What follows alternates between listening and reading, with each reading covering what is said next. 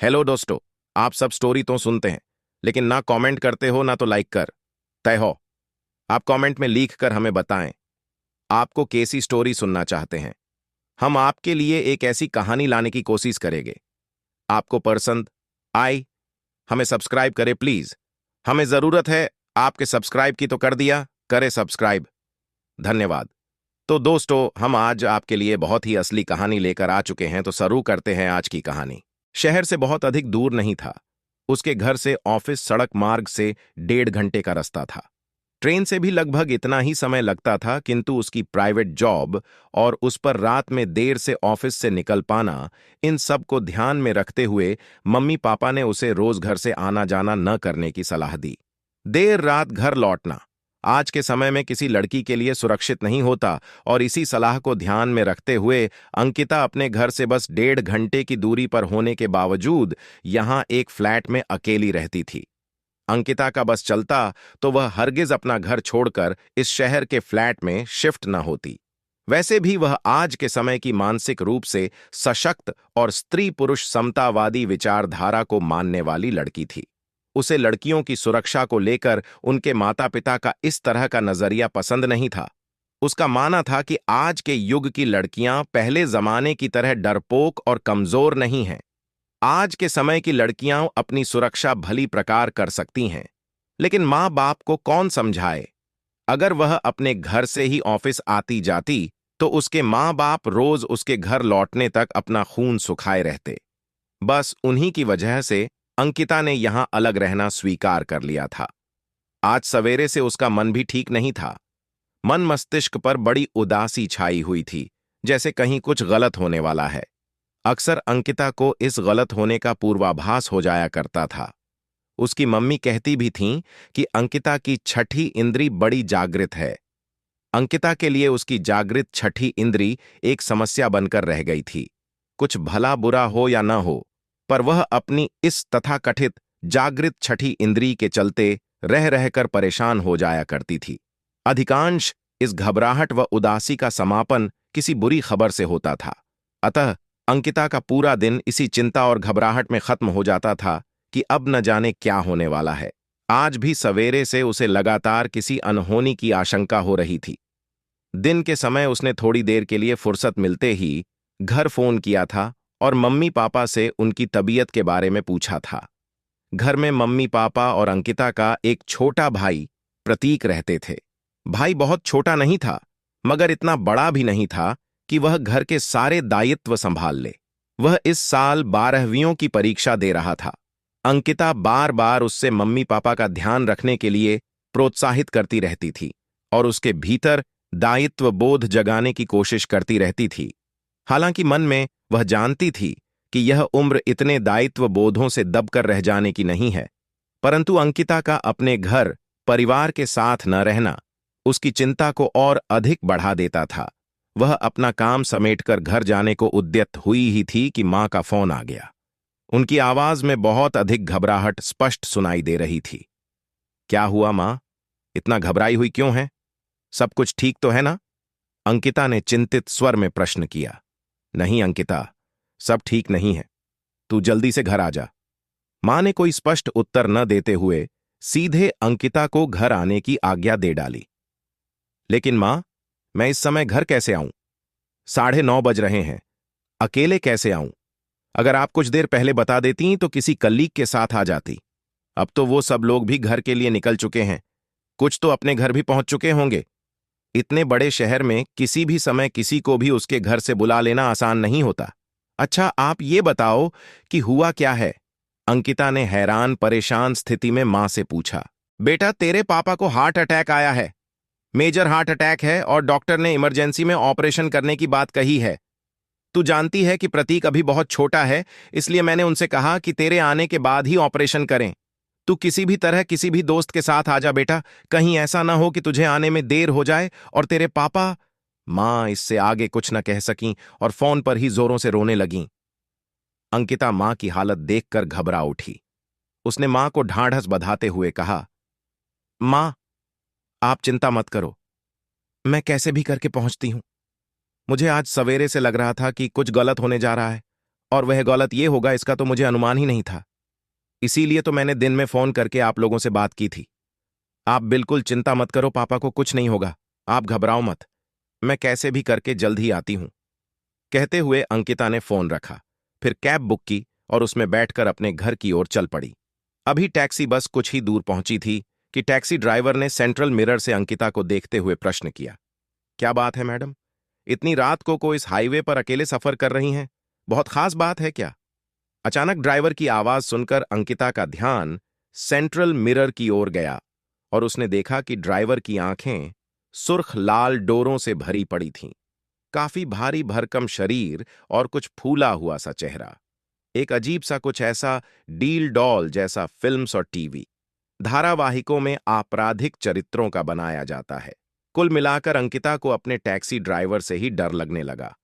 उसने अपने भय को दरकिनार करते हुए अंकिता ने उस अजीब से चेहरे वाले ड्राइवर से प्रश्न किया, क्या तुमने शराब पी रखी है? क्या तुम शराब पीकर गाड़ी चला रहे हो? कार रोको, मैं अभी एजेंसी से तुम्हारी शिकायत करती हूं। नहीं नहीं मैडम, शिकायत मत कीजिए। भगवान कसम मैं शराब पीकर गाड़ी नहीं चला रहा हूं। मैडम मैं कल रात से सोया नहीं हूं। सोचा था आज रात आराम से सोऊंगा, लेकिन तब तक आपकी बुकिंग आ गई। हम छोटे लोगों की परेशानी किसे दिखती है? और फिर टैक्सी वालों की तो इमेज ही कुछ ऐसी है कि सबको शराब का ही शक होता है।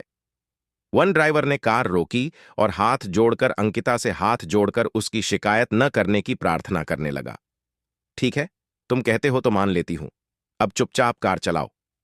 अंकिता ड्राइवर को डराने की चेष्टा अवश्य कर रही थी, लेकिन वह जानती थी कि इस समय वह इस टैक्सी से उतरकर किसी दूसरी टैक्सी का इंतजाम करने की स्थिति में नहीं है। कुछ देर तक ड्राइवर चुपचाप टैक्सी चलता रहा। कुछ और दूर तक इसी तरह चुपचाप टैक्सी चलाते रहने के बाद उसने पुनः उत्सुकता से अंकिता से प्रश्न किया, आपने बताया नहीं कि क्या बात हुई जो इतनी रात को आप हाईवे से अकेले जाने को तैयार हैं? अंकिता अपनी मानसिक उलझन में फंसी हुई थी, इसलिए कुछ देर पहले ड्राइवर को चुप रहने की उसने जो नसीहत दी थी वह स्वयं ही उसे भूल गई और उसने परेशान मुखमुद्रा के साथ उत्तर दिया, मेरे पापा की तबीयत अचानक बहुत खराब हो गई है, इसलिए इतनी रात को घर जाना पड़ रहा है। अभी रास्ते में कोई मिलेगा या घर तक आप अकेले ही जाएंगी? टैक्सी वाले ने कुछ और सूचना इकट्ठा करने की कोशिश की। 1.5 घंटे के रास्ते के लिए और किसको इकट्ठा करूं? और हाईवे में कौन मिलेगा? तुम सामने देखकर गाड़ी चलाओ, वरना एक्सीडेंट कर बैठोगे। अंकिता ने चिड़चिड़ाहट के साथ उत्तर दिया। जब सारे शब्द जबान से फिसल चुके थे, तब उसे एहसास हुआ कि उसने खुद ही अपने पैर में कुल्हाड़ी मार ली है। उसने ड्राइवर को सब कुछ बता तो दिया, लेकिन फिर उसे अपनी मूर्खता पर बहुत पछतावा होने लगा कि क्यों इसकी हर बात का वह सही सही उत्तर दे रही है। क्या पता ये सब कुछ क्यों पूछ रहा है? क्या जाने इसका इरादा नेक है भी या नहीं? अंकिता के उत्तर को सुनकर सॉरी मैडम कहते हुए ड्राइवर ने अपनी आंखें, जो कि अब भी अंकिता को ही देख रही थीं, सेंट्रल मिरर से हटाकर सामने सड़क पर जमा दी। वह फिर कुछ देर चुपचाप गाड़ी चलाता चला रहा। थोड़ी देर बाद गाड़ी चलाते चलाते उसने अपने मोबाइल से एक नंबर डायल किया और धीरे से बस इतनी सूचना दी, सुनो अभी हाईवे पर हूं, 1.5 घंटे बाद पहुंचूंगा, तब फिर वापस लौटूंगा। और फिर उसने फोन रख दिया। अंकिता को शक हुआ कि ड्राइवर ने उसके हाईवे पर होने की सूचना किसी के साथ शेयर की है। यह सोचकर उसके सारे शरीर में झुनझुनी उठने लगी, रोंगटे खड़े होने लगे और वह आज एक अजीब से धर्म संकट में फंसी हुई थी। अगर आज घर न जाए तो पापा के जीवन पर बनाएगी, और जा रही है तो कहीं उसके अपने जीवन पर ही न बनाए। रह रहकर उसको हाल में ही एक महिला चिकित्सक के साथ घटित घटना की याद आने लगी थी। अभी हाल में ही वह केस सुर्खियों में था और हर किसी की संवेदना उस बेचारी लड़की के साथ थी जिसकी कुछ हैवानों ने बलात्कार के बाद बहुत क्रूरता से हत्या कर दी थी। अंकिता को इस वक्त उस लड़की की जगह अपनी शक्ल दिखाई देने लगी थी। वह आशंकित थी कि पता नहीं वह ठीक ठाक अपने घर पहुंच भी पाएगी या पापा से पहले वह स्वयं ही। उसका लड़की होना आज जिंदगी में पहली बार एक मुसीबत लग रहा था। बार बार अनेकों डरावने विचार अंकिता के दिमाग में घूम रहे थे। अपनी मानसिक स्थिति को सामान्य करने के उपक्रम में उसने ड्राइवर से पूछा, सुनो, मैं साथ में पानी लाना भूल गई हूं। आगे हाईवे में दुकान मिले तो कार रोक देना। मैडम जी, इतनी रात को आप अकेले हो? हाईवे में गाड़ी रोकना ठीक नहीं होगा। रात का वक्त है, पता नहीं दुकान में किस तरह के लोग बैठे हुए हों। आपको कार में अकेला देखकर परेशान न करने लगें। आपको चलते समय घर से पानी लेकर निकलना चाहिए था। वैसे मेरे पास पानी है, आप कहें तो मैं दे दूं? ड्राइवर ने उसे हिदायत देते हुए पानी के लिए पूछा। दे दीजिए, गला सूख रहा है। इतना सुनते ही ड्राइवर ने तुरंत अपनी बगल की सीट पर रखी हुई पानी की बोतल कार चलाते चलाते अंकिता को पकड़ा दी। अंकिता का गला घबराहट से बहुत अधिक सूख रहा था।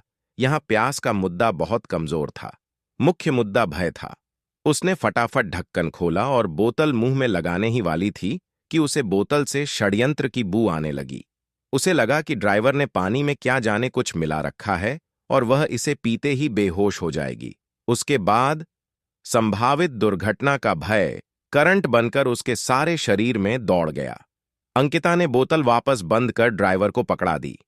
ड्राइवर ने बिना गर्दन घुमाए बस हाथ पीछे की ओर किया और बोतल पकड़ ली। फिर बोतल को सीट पर फेंकते हुए अंकिता से पूछा, क्या हुआ मैडम, आपने तो पानी पिया ही नहीं? अभी तो आप कह रही थीं कि आपको बहुत प्यास लग रही है। नहीं, प्यास नहीं लग रही है। मुझे लगता है मुझे पापा की तबीयत के बारे में सोचकर मुझे घबराहट हो रही है और इस वजह से ऐसा महसूस हो रहा है। तुम मुझे यह बताओ कि तुम बार बार शीशे से मुझे क्यों देख रहे हो? मैं पानी पी रही हूं या नहीं पी रही हूं, इस सब की खबर क्यों रख रहे हो? अंकिता ने बेहद सख्त लहजे में प्रश्न किया। अरे मैडम, नाराज क्यों होती हैं? मैंने तो बस ऐसे ही पूछा था। बोतल का पानी जरा भी कम नहीं हुआ था, इसलिए पूछा कि आपने पानी क्यों नहीं पिया। रही शीशे में पिछली सीट को देखने की आदत, तो ये मेरी ही नहीं, सभी ड्राइवरों की आदत बन जाती है। गर्दन घुमाकर तो पीछे देख नहीं सकते, इसलिए शीशे में देखने की आदत हो जाती है। मुझे लगता है आप मेरी टैक्सी में बैठ तो गई हैं, लेकिन आपकी मुझसे भी डर लग रहा है। आपके इस डर को देखकर मुझे लगता है कि आपको अकेले नहीं आना चाहिए था, किसी को साथ लेकर आती। इतने बड़े शहर में क्या आपका एक भी दोस्त नहीं है? आपके घर वालों ने भी पता नहीं क्या सोचकर इतनी रात को आपको इस तरह बिल्कुल अकेले बुला लिया। क्या उन्हें पता नहीं है कि एक अकेली लड़की के लिए इस हाईवे पर इस तरह रात को गुजरना सुरक्षित नहीं है? लेकिन अगर आप हिम्मत करके घर के लिए निकल ही गई हो, तो इस तरह डर कर काम नहीं चलेगा। हिम्मत से रहो और हिम्मत से चलो। जो इंसान लड़ने से पहले ही हिम्मत हार जाता है, फिर वह भला कौन सी लड़ाई लड़ और जीत पाता है? आप तो पढ़ी लिखी लड़की हो, आपके लिए डरने का क्या मतलब होता है? मैं उम्र में आपसे बड़ा हूं, इस लिहाज से इतना तो आपको समझा ही सकता हूं। मान लो कि मैं एक बुरा इंसान हूं, तो आप क्या करोगे?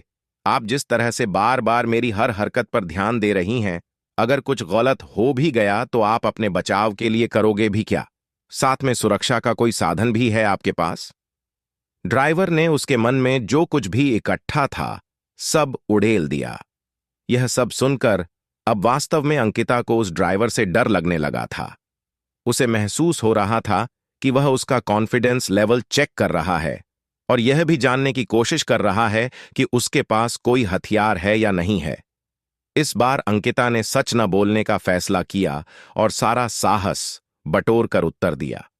डर कौन रहा है, लेकिन हर किसी पर विश्वास भी नहीं करना चाहिए और मेरे पास मेरी सुरक्षा का हथियार भी है। ये मत सोचना कि मैं इतने अंधेरे में अकेली निहत्थी ही तुम्हारे साथ निकली हूं। मुझे पहले से ही बहुत तनाव हो रहा है। तुम बस चुपचाप कार चलाओ और जितना जल्दी हो सके मुझे घर पहुंचा दो। पता नहीं पापा कैसे होंगे। अगर अपने पापा के बारे में जानना है तो आप अभी अपने घर फोन कर लो। थोड़ी देर बाद तो फोन लगेगा भी नहीं, कवरेज की समस्या आने लगेगी। ड्राइवर ने फिर बिना मांगे सलाह दी और यह एक बार फिर भय उत्पन्न करने वाली सलाह थी। हेलो मम्मी, मैं चल पड़ी हूं और शहर भी क्रॉस कर लिया है। हाईवे पर आ चुकी हूं और जल्दी ही घर पहुंच जाऊंगी। आप हिम्मत रखना और चिंता मत करना। और ये बताइए कि अभी पापा की तबीयत कैसी है? अंकिता ने सारी बातें संक्षेप में समेटकर मां के सामने प्रस्तुत कर दी। तेरे पापा अभी आईसीयू में हैं। तू जल्दी आ जा बेटा, मैं तो बस तेरा इंतजार कर रही हूं। तेरे बिना यहां सब कुछ रुका हुआ है। मां ने उदासी के साथ उत्तर दिया। आप मेरा इंतजार क्यों कर रहे हो?